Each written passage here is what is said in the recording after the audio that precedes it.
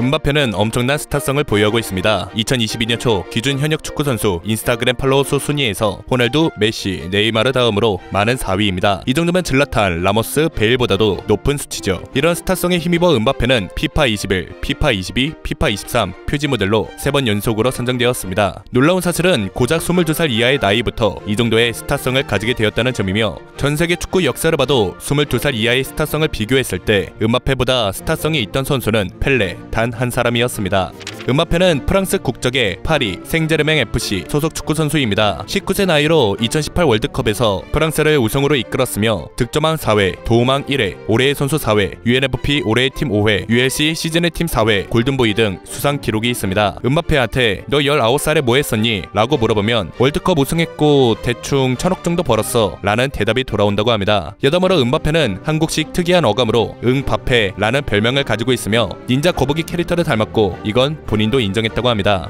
음바페는 운동 집안에서 태어났습니다. 아버지는 AS 봉디 유소년 축구팀 코치이며 어머니는 핸드볼 선수셨습니다. 음바페는 아버지를 따라 어린 나이부터 축구를 시작했고 6살이 되던 해 아버지가 감독으로 있는 파리 교회 지역 클럽 AS 봉디 유스팀에 등록했습니다. 이후 음바페는 엄청난 재능을 선보이며 많은 코치들을 놀라게 했고 많은 트로피를 휩쓸었다고 합니다. 음바페는 한 해 가장 많은 수입을 올린 축구 선수로 처음 이름을 올렸습니다. 미국 경제 전문지 포브스가 발표한 2022년 전세계 축구 선수 수입 순위에서 총 1억 2,800만 달러, 하나로 약 1,824억 원으로 1위를 했습니다. 메시 또는 호날두가 아닌 다른 선수가 1위를 차지한 건 2013년 베컴 이후 9년 만입니다. 2014년부터 2021년까지는 메시 아니면 호날두가 1위였다고 하며 2024년부터 2017년에 호날두, 2018년부터 2020년까지는 메시가 1위를 차지했죠. 2021년에는 호날두가 메시를 제치고 다시 1위를 탈환했지만 1년 만에 음바페가 새로운 연봉 킹으로 올라섰습니다. 음바페가 만 24세가 되기 전에 월드컵에서 넣은 골은 총 9골이며 월드컵에서 가장 많이 골을 넣은 선수로 이름을 올렸습니다. 그 전에 기록을 가지고 있던 사람은 펠레이며 총 7골을 넣었다고 하죠. 음바페는 첫 월드컵이었던 2018년 러시아 대회에서 4골을 넣었으며 영플레이어상을 수상한 적이 있습니다. 참고로 스피드도 빠른 선수이며 경기장 전간판에 찍힌 음바페의 속도는 시속 35km였습니다. 음바페는 2018년 러시아 월드컵에서 전세계 사람들한테 비판을 받은 적이 있는데요. 당시 벨기에와의 경기에서 1대0으로 앞선 후반 추가 시간 때 철없는 행동을 했습니다. 벨기에의 스로인 상황에서 볼을 잡아 허리춤에서 돌리다가 놓쳤는데요. 그리고 공을 벨기에 페널티 지역으로 10m가량 공을 몰았습니다. 음바페의 이러한 행동에 심판은 옐로우 카드를 줬죠. 당시 많은 축구 팬들은 새로운 축구 스타가 탄생하는 줄 알았는데 인성은 바닥이다 라고 비난했습니다. 그러나 당시 음바페는 19살이었으며 상당히 어린 나이였던 걸 확인할 수 있습니다. 하지만 이 모든 걸 실력으로 커버쳐버리는 바람에 많은 사람들의 비난도 사그라들었죠.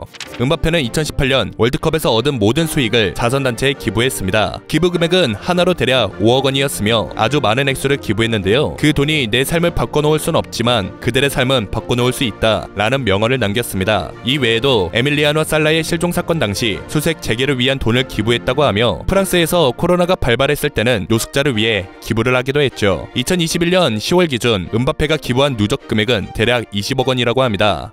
드록바는 10년 전 스탠포드 브리지에서 첼시와 바르셀로나 챔피언스 리그 4강전을 직관한 한 어린 소년의 셀카 요청을 거절했는데요. 근데 그 소년이 바로 음바페였습니다. 드록바는 당시 심판 판정 때문에 화가 나 있었다고 하며 그런 이유로 음바페한테 안 된다고 말했죠. 이후 공식 석상에서 음바페한테 사과를 했고 당시 빚을 갚고 싶다고 말하며 무대에 올라온 음바페와 관중들과 함께 셀카를 촬영했습니다.